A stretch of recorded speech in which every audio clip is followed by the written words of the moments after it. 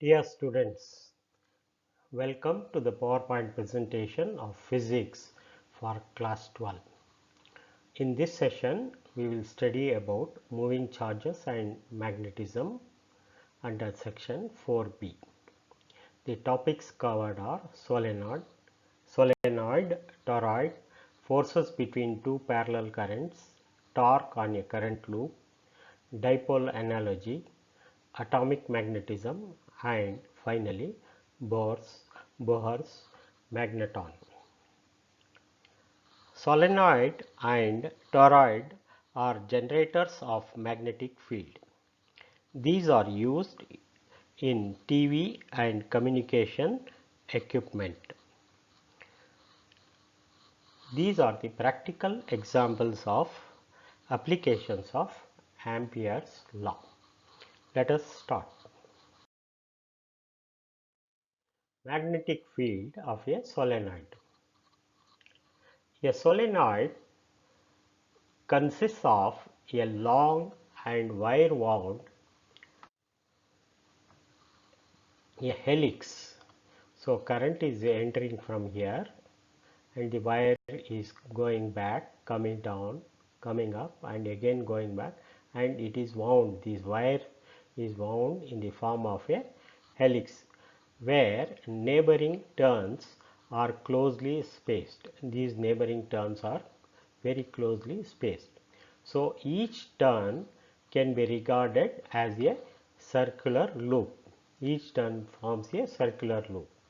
The net magnetic field is the vector sum of fields due to all turns. We are using enameled wires which are insulated from one another so that the turns are insulated from each other. The length of solenoid, this is the length, entire length of solenoid is much greater than its diameter. This is the diameter and this is the length. We shall assume that the field outside the solenoid is 0. The field inside becomes everywhere parallel to the axis. Let us consider a rectangular Amperean loop PQRSP as shown in the figure. This Amperean loop is P, Q, R, S and P. The field is 0 along QR. This field is 0 along QR because its equation you see here B dot dl is equal to integral QR into B dot dl cos 90. It is QR is 90 degrees. So cos 90 is 0. Therefore, field due to QR is 0.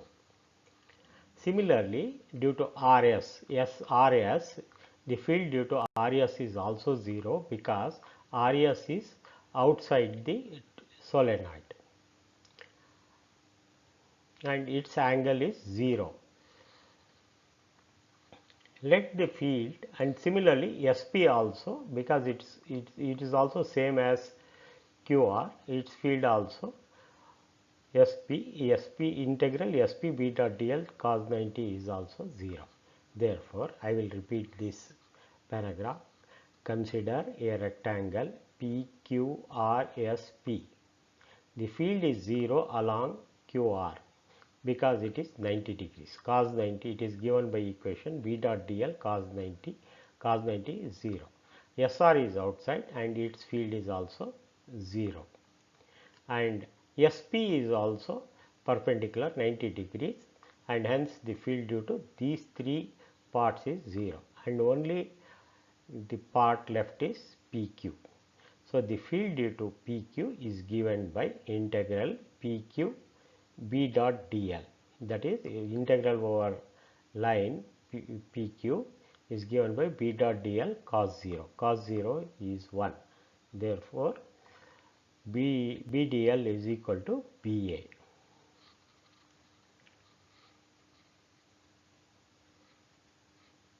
Thus, the relevant length of Amperean loop is A. Here it is A. Yes, PQ is A. Let n be the number of turns per unit length. Then the total number of turns is Na. The total number of turns here is Na because the Amperian loop is A. The enclosed current is given by the equation IE is equal to I into NH, where I is the current. Current is entering here and it is going through the coil. Therefore, the enclosed current is IE equals I into N into H, where I is the current in the solenoid in the Ampere circuitry law. In this diagram, H is equal to A.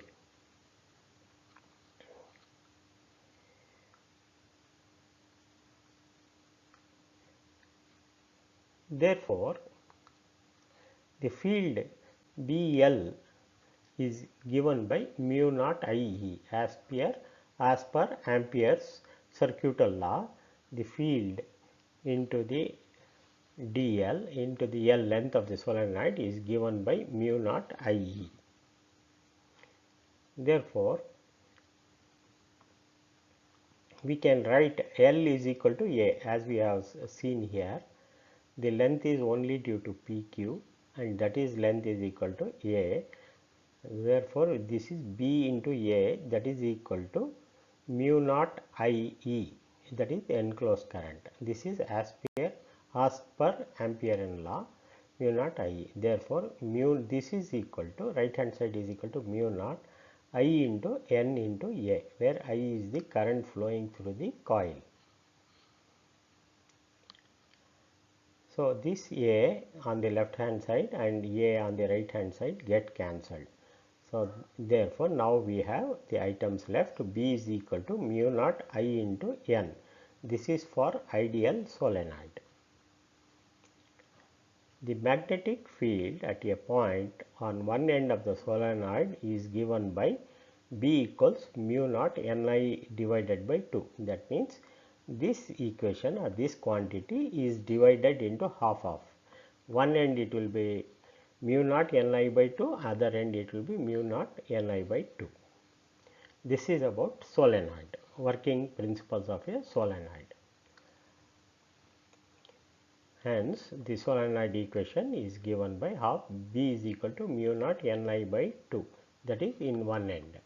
So, let us repeat what we have learnt in this section 4.7.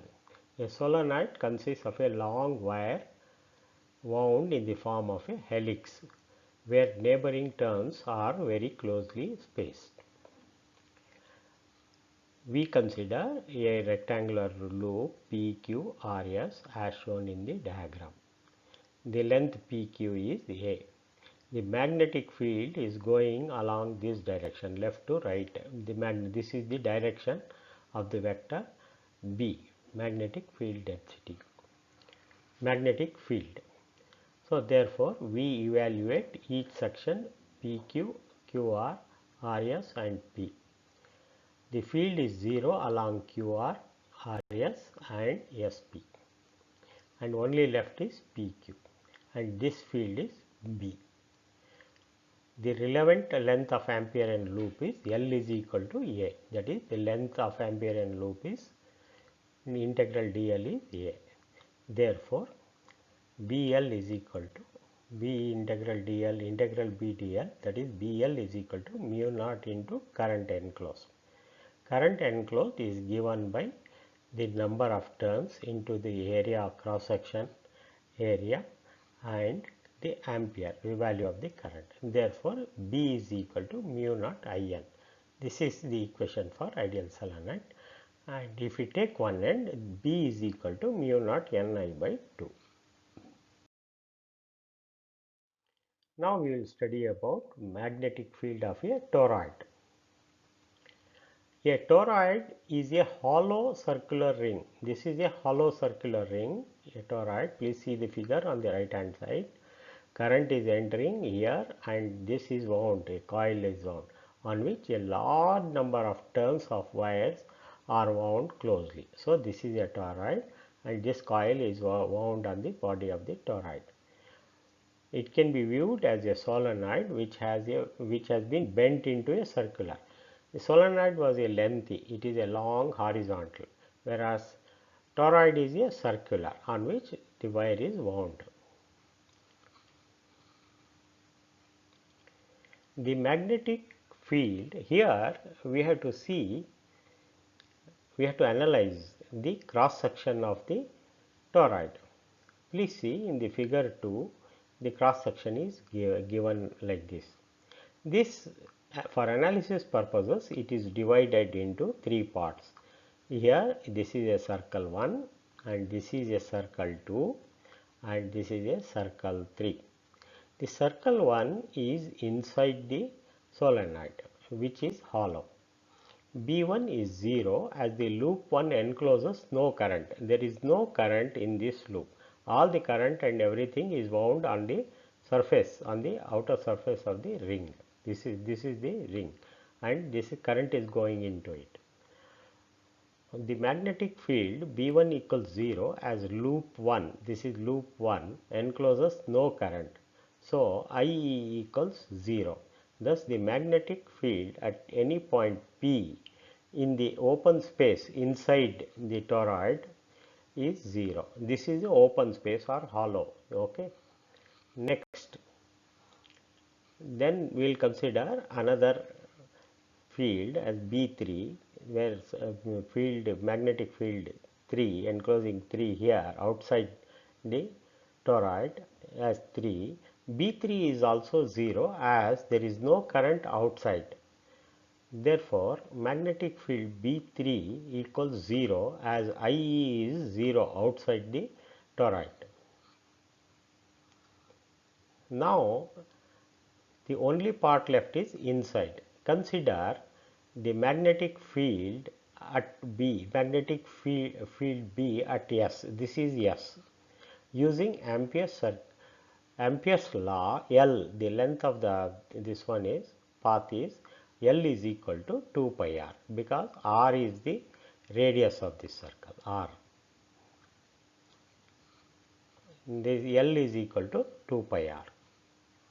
Therefore, the current enclosed IE is for n number of turns, these are the turns of toroidal coil is Ni. Therefore, IE is Ni, n into I, number of turns into the current. As per Ampere's law, BL is equal to mu naught I.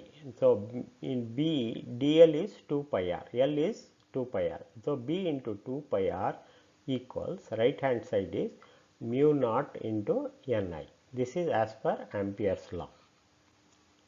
That we can write the equation for magnetic field B as B is equal to mu naught Ni divided by 2 pi r. Let r be the average radius of toroid. Here you see radius is varying from r1, the innermost, and outermost is r3, and in between it is r2. So for analysis we will use let r be the average radius of toroid and n be the number of turns per unit length. Then n is equal to 2 pi Rn, that is the average perimeter of the toroid into the number of turns per unit length. Thus, B is equal to mu naught n into I, that is we in terms of number of turns per unit length. Here there was total number of turns, capital N, small n is average number of turns per unit length. Therefore, B is equal to mu naught n.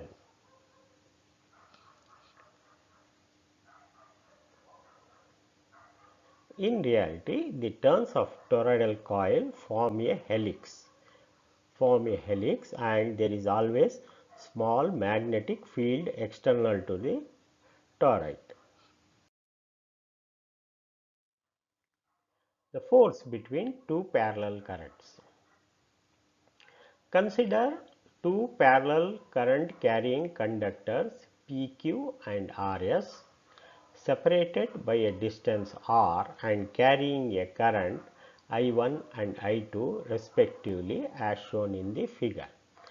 PQ and RS are the two parallel current carrying conductors. The current is flowing from the bottom to the top. Current I1 is flowing in PQ and current I2 is flowing in the direction upwards in RS.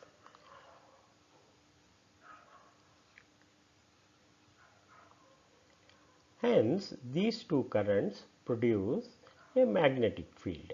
I1 produces a magnetic field B1 here. I1 in PQ produces a magnetic field in B1, and this B1 is given by the equation B1 is equal to mu naught into I1. Please note, B1 is equal to mu naught into I1 divided by 2 pi r.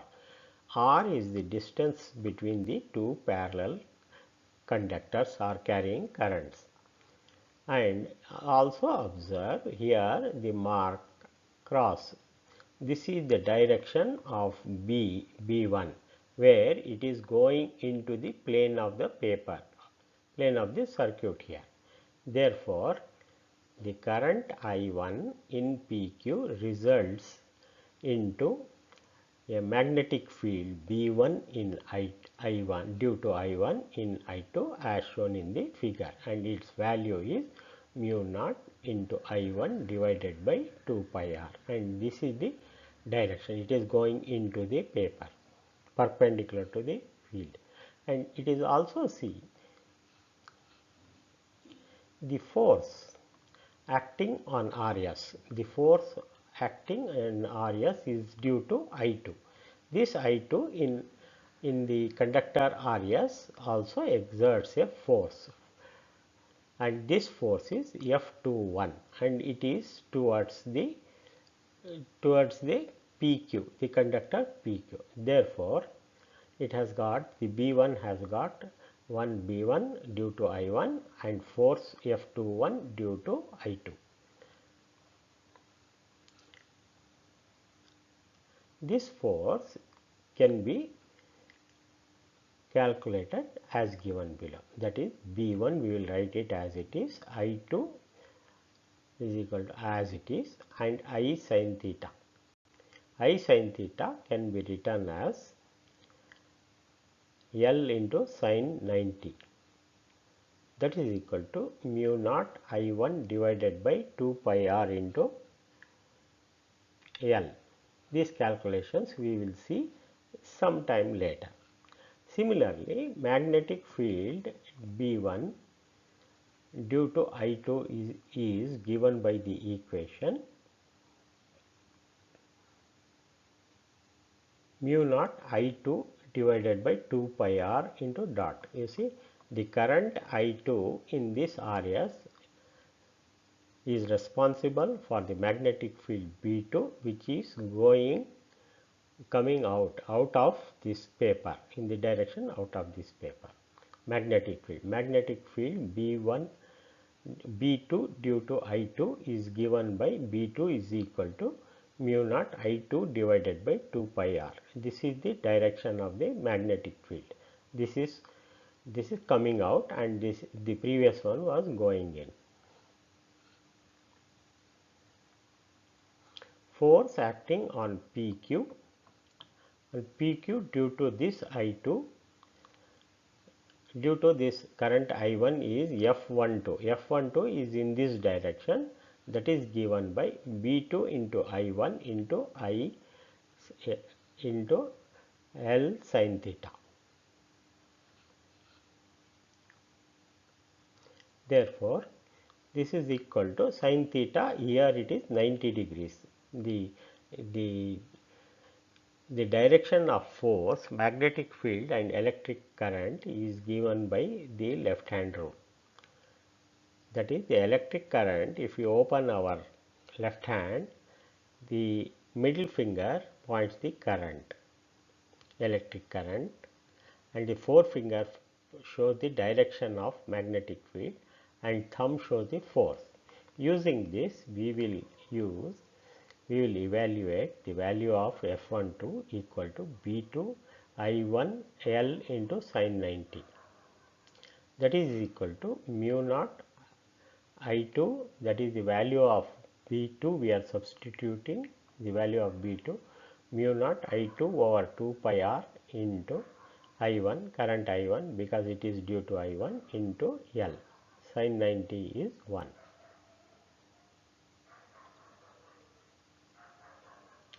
Hence, the force F12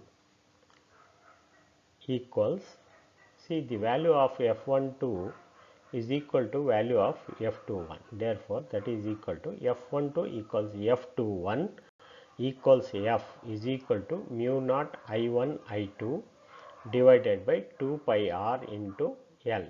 Here you see mu naught I1 I2 divided by 2 pi r into L. L is the total length of the conductor.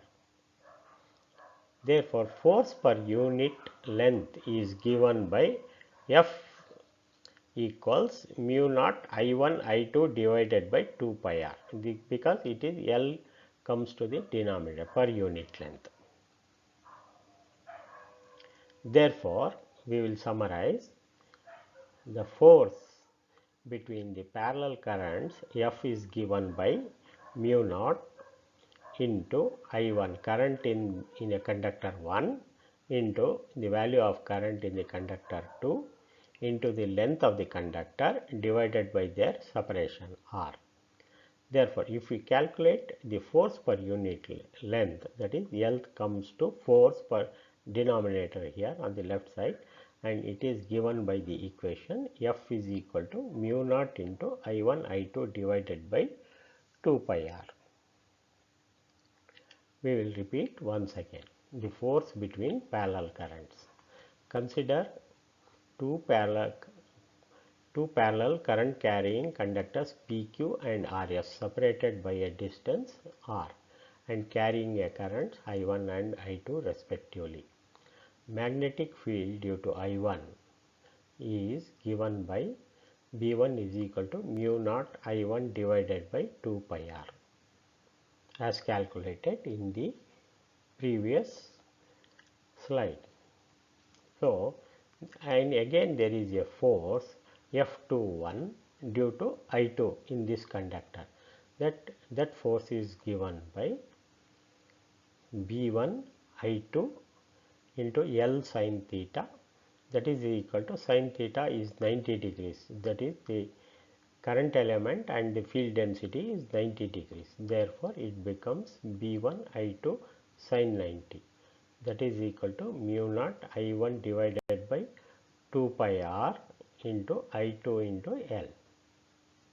Similarly, for a current I2 flowing through the conductor RS is given by B2 is equal to, B2 is here, B2 is equal to mu naught I2, this is mu naught I2 divided by 2 pi r as in the first case, and force acting on PQ due to I1, its own force, the current, that F12 is equal to B2 I1 into IL sin theta. L is the length of the conductor. Therefore, that is equal to B2 I1 L into sin 90, because the angle between the field force, magnetic field force and electric current is 90 degrees. So, we take here as 90 degrees, so that is equal to mu naught I2 divided by 2 pi r, that is I1 into L. Hence, F12 is equal to F21 is equal to F is equal to, combining this I1 and I2, mu naught I1 I2 2 pi r, and considering the whole length of the conductor, infinite length of the conductor as L, capital L. Therefore, the force per unit length is F is equal to mu naught I1 I2 divided by 2 pi r. Please remember this equation. It will be helpful for solving numerical examples. Parallel wires carry currents in the same direction, attract each other. Please see here, The current is flowing from bottom to top in the conductor PQ. Similarly, in the conductor RS, current is flowing from bottom to top. That means both the currents are in the same direction.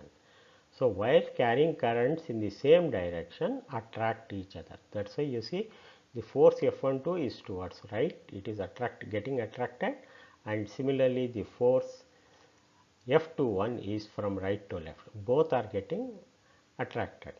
If one of them were to be the direction of the current, I2 is from top to bottom and I1 is as it is. That is, I1 is bottom to top and I2, if I2 is from top to bottom, then the forces will be in the opposite directions and they will repel each other. Whereas the parallel wires carrying currents in the opposite direction repel each other. That means direction for force will be opposite. Torque on a rectangular current loop in a uniform magnetic field.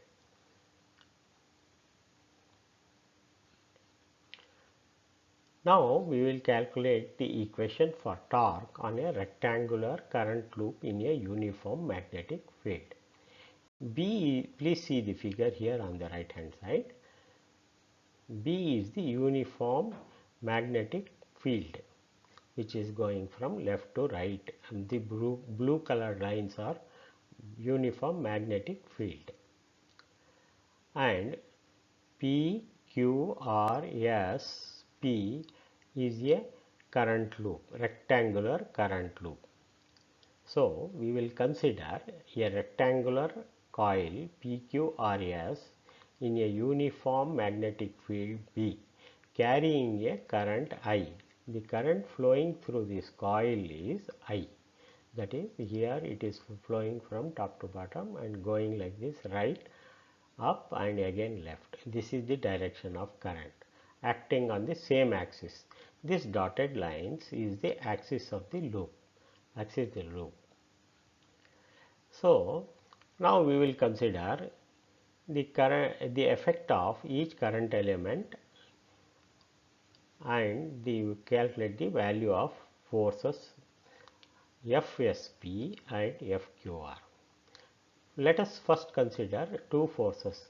This is a force F is vertically up due to the element SP.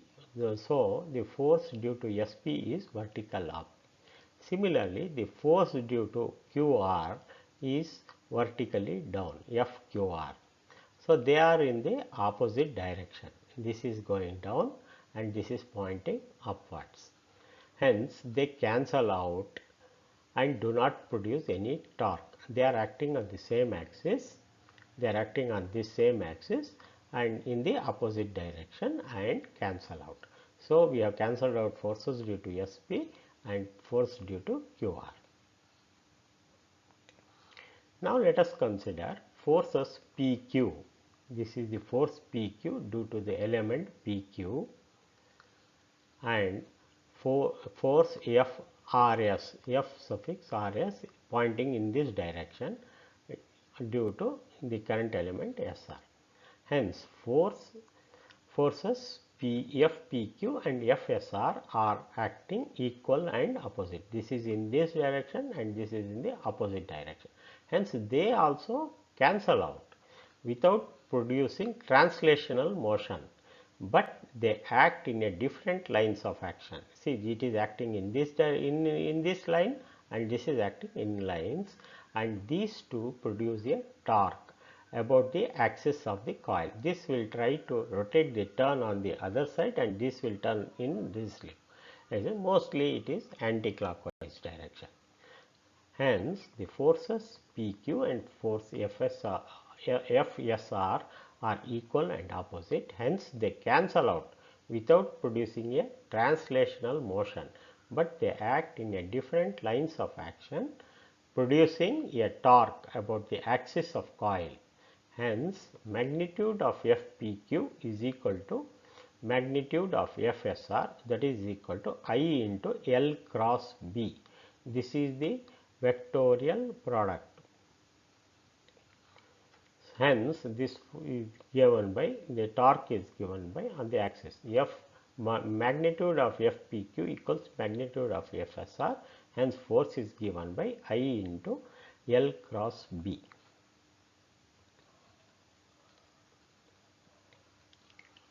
Let us analyze the circuit diagram and geometrical dimensions of this figure. Here torque is given by FPQ into Pn. Pn is the normal to the wire PQ. Hence F is equal to I into L into B and B cos theta.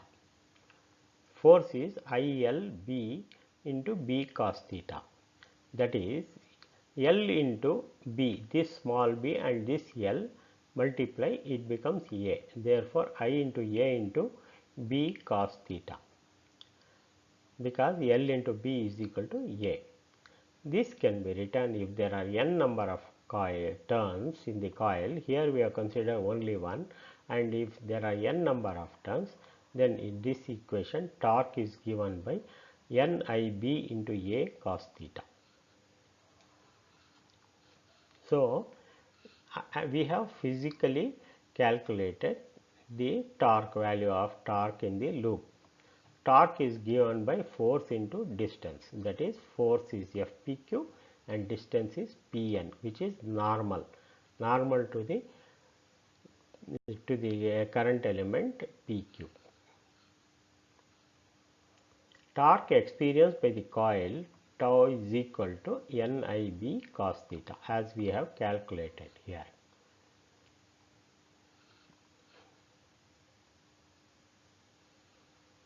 That is equal to cos theta, we will calculate in terms of phi, where phi is the angle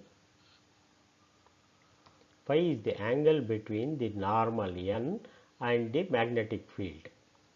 Here theta is the angle between magnetic field and the current element, but we are required to calculate the angle between field density and the magnetic field, angle between the normal to the force and this one. This we will explain in the next diagram. Therefore substituting NIB is equal to cos 90 minus phi. Earlier here it is theta is substituted by theta is equal to 90 minus phi here in this equation. Therefore torque becomes tau is equal to NBIA,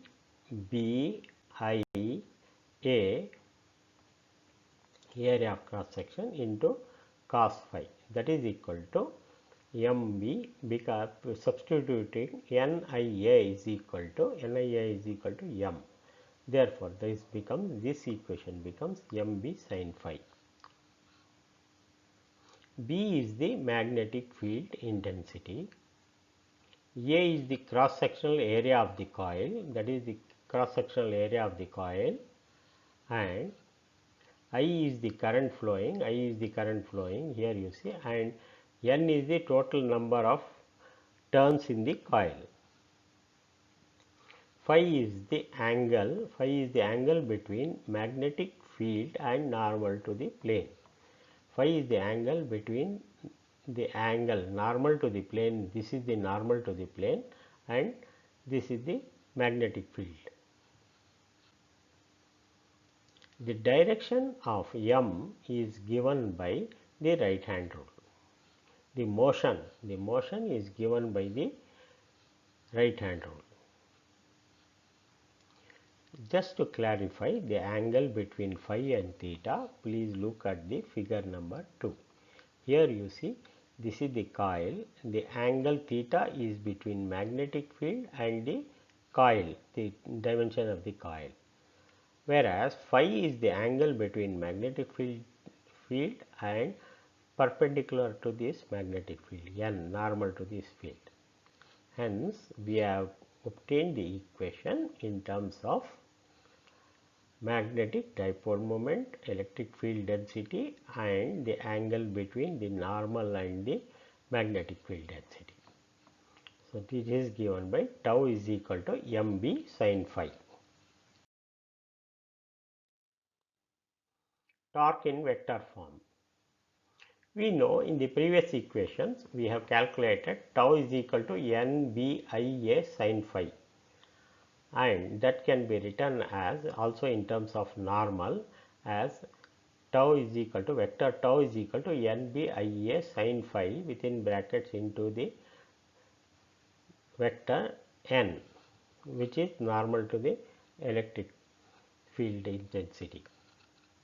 When n is where n is the vector normal to the loop.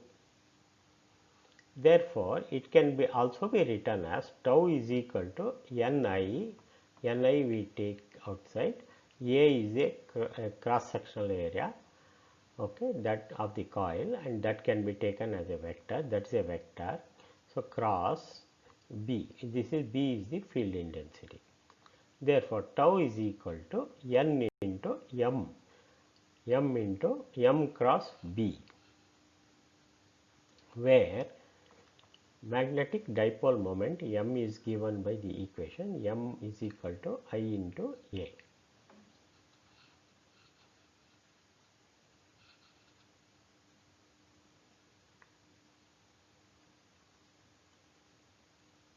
Note, the coil will rotate anti-clockwise about the axis of the coil. Please go back and see the diagram. It will be showing anti-clockwise moment. The torque acts in upward direction along the axis. If phi is equal to 0, that is sin 0 is 0, torque is 0.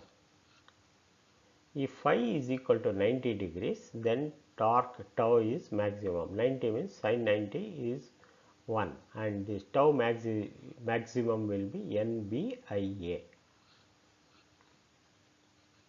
Unit of magnetic field intensity is Tesla. Current I is in amperes, A is the area in meter square, and tau is in Newton meters. The above formulae can be used for any shape of loop. We have considered only a rectangular loop, and this is also applicable for any other shape of the loop. Circular current loop acts as a magnetic dipole.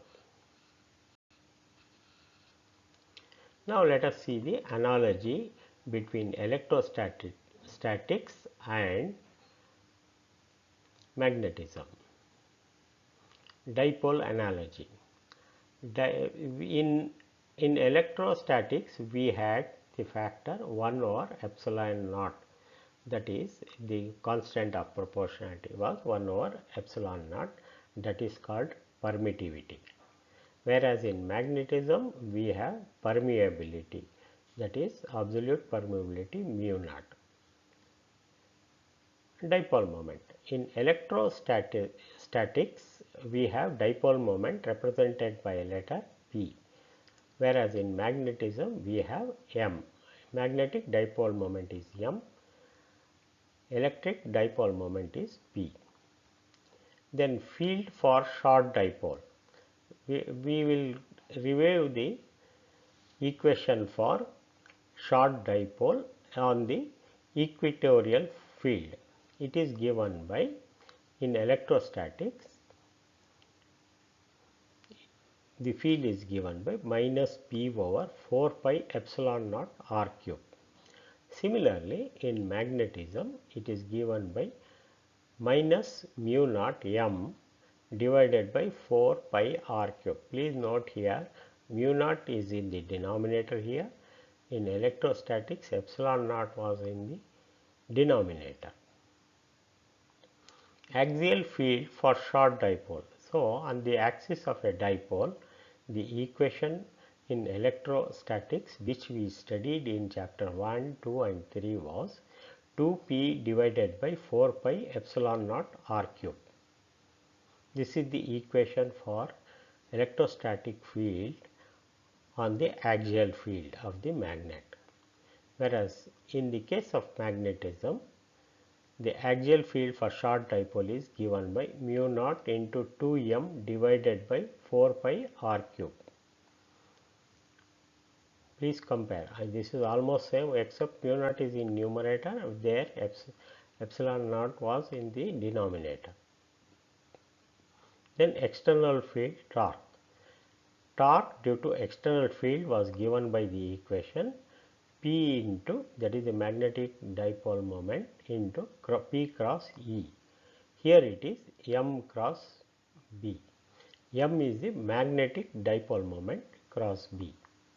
B is the magnetic field intensity or magnetic field. External field energy. We had calculated in chapter number 3 the energy due to external electric field was minus P dot E. Here we are going to study in the next chapter the energy due to external field is given by the equation minus M into B. This is the analogy between electrostatics and magnetism.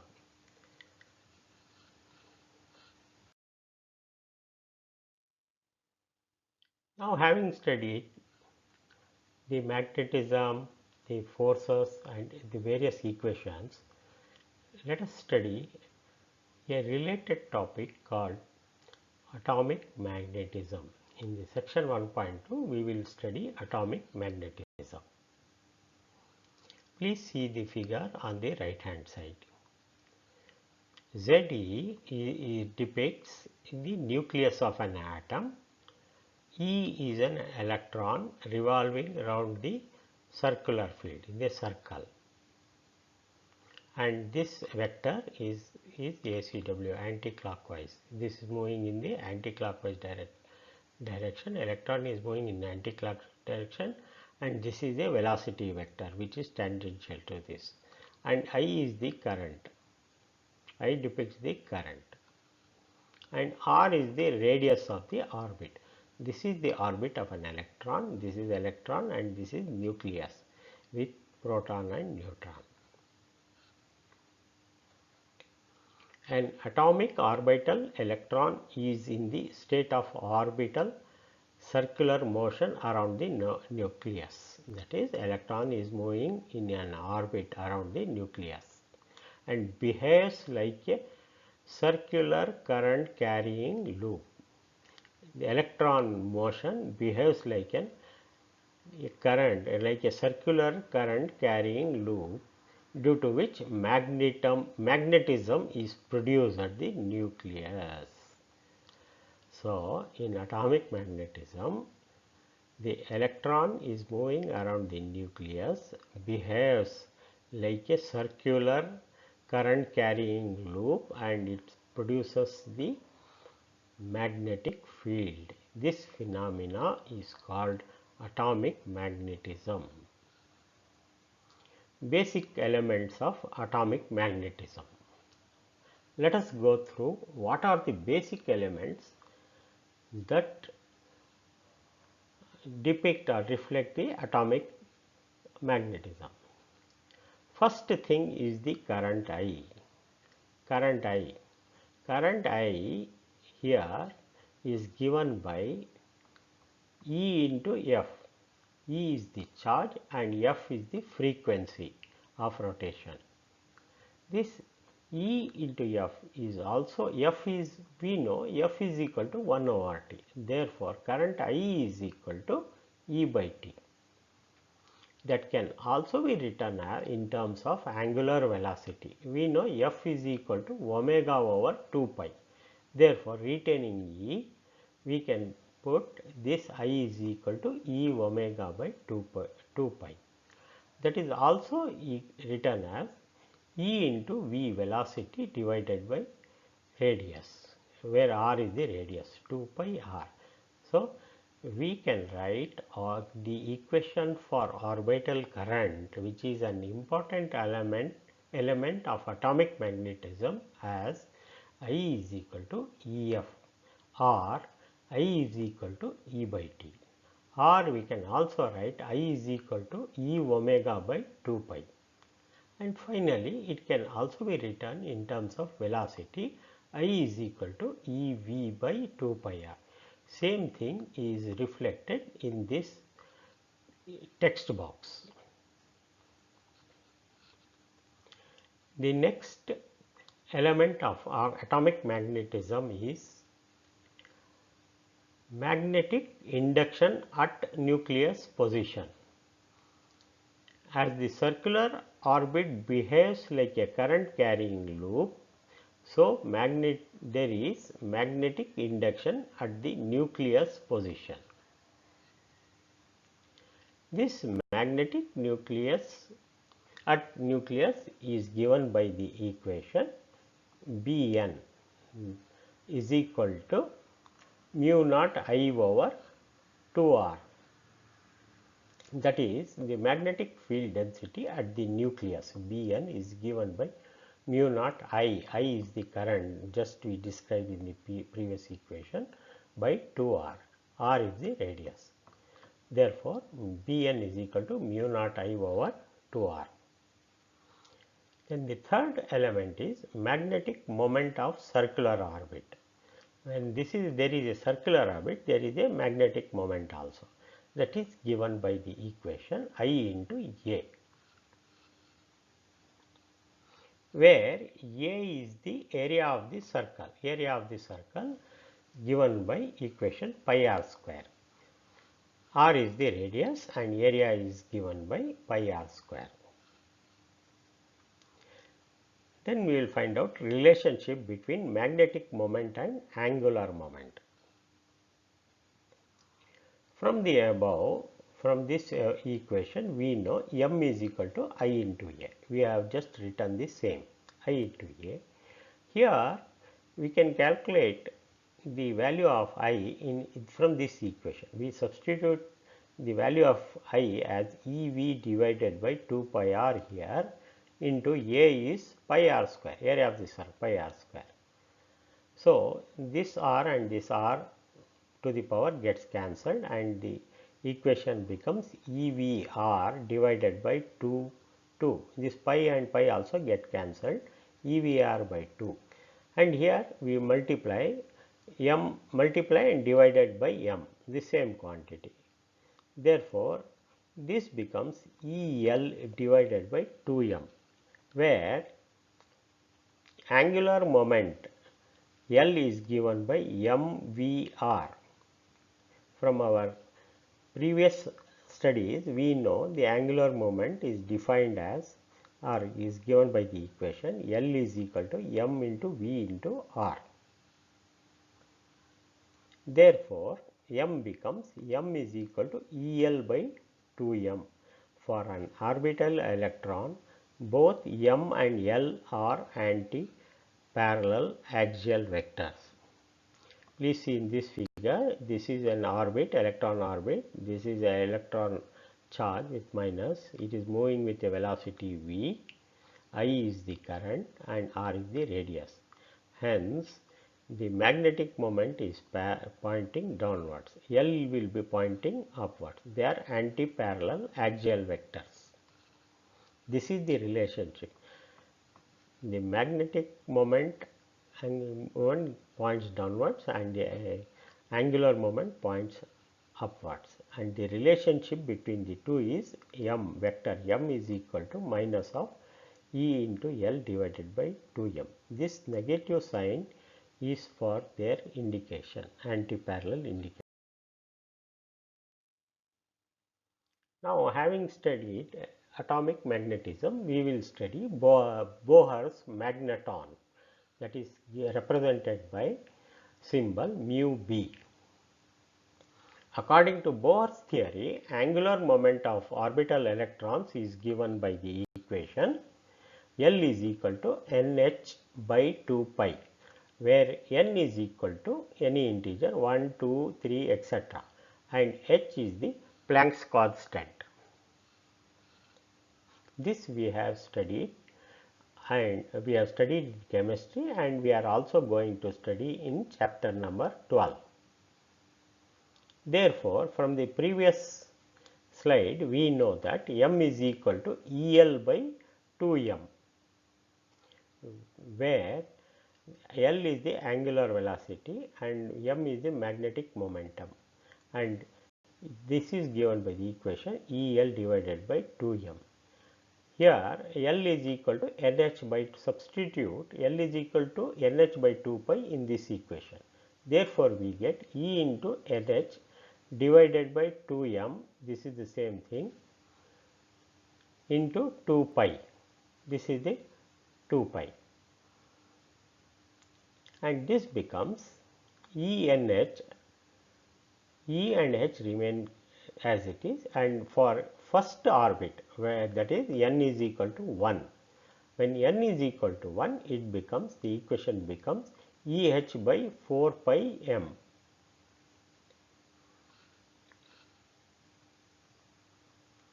Therefore, the magnetic momentum is equal to EH divided by 4 pi m. This is called the Bohr's magneton, denoted by mu b. This is applicable for the first orbit only, that is when the value of n is equal to 1. Therefore, Bohr's magneton is defined as the magnetic moment. Magnetic moment is m, moment of the orbital electron, in this case the orbital electron in the first orbit of an atom. So, Bohr magneton is defined as the magnetic moment of orbital electron in the first orbit. Therefore, mu naught is given by the relationship mu b is equal to EH divided by 4 pi m. These are all constant, and when we substitute the values, we get 0.923 into 10 to the power of minus 23 ampere meter square. This is the Bohr's magnetron. It is applicable for only first orbit. With this, we come to the end of this session, where we have covered solenoid, toroid, and electric field, and magnetism, atomic magnetism, and Bohr magnetron.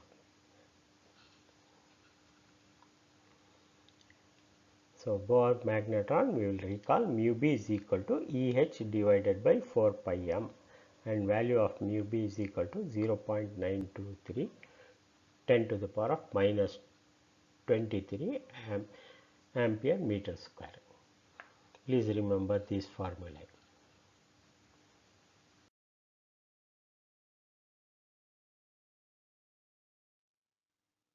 With this, we come to the conclusion of this session, and in the next session we will summarize whatever we have studied in this chapter number 4, and also work out some simple examples which will be helpful for you.